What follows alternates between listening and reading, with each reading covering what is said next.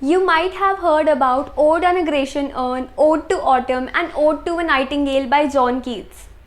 What does the word ode mean in the titles of these poems? Let us learn about odes, the different types of odes, and the structure of the ode in this video. Let's get started.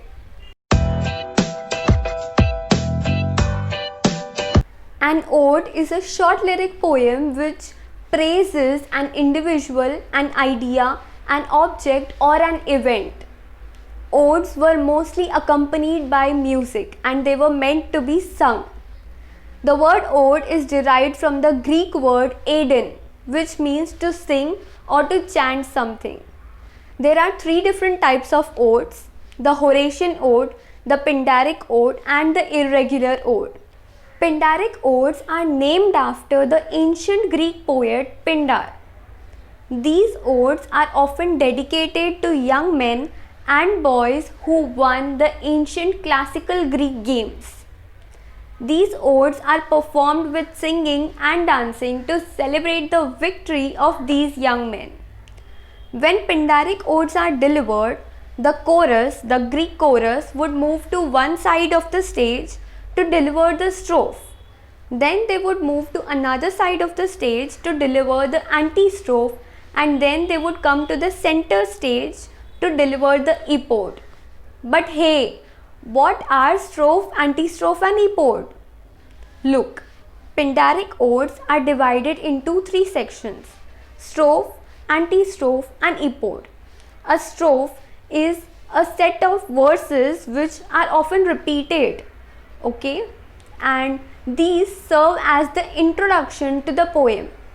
Antistrophe offers the thematic counterparts of the poem. Okay, it mostly describes the themes on which the poem is based. And the epode is that part of the poem which summarizes or concludes the ode. Moving on to another type of ode, which is the Horatian ode. Horatian ode is named after the poet Horace. These odes are mostly written in 2 or 4 line stanzas, that is couplets or quatrains, and they share the same meter, rhyme scheme, and length. Horatian odes mostly focus on personal, informal topics related to daily life of the individual. John Keats wrote Horatian odes like Ode to a Nightingale, Ode to Autumn, and Ode to a Grecian Urn. Moving on to the third and last type of ode, which is the irregular ode. Irregular odes neither follow the Pindaric form nor do they follow the Horatian form. Irregular odes do not have a specific structure. Also, they do not have a specific rhyme scheme to follow. Irregular odes do not even limit the number of stanzas in the ode. Irregular odes are also known as Cowleyan odes, after the English poet Abraham Cowley. Subscribe to English Tales to learn more about English literature.